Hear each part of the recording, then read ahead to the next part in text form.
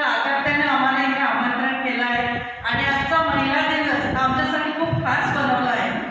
त्यांनी मला एक रिक्वेस्ट केली होती, तर त्यांच्यासाठी आणि समस्त महिलांसाठी मी एक माझं स्वरचित गीत सादर करते.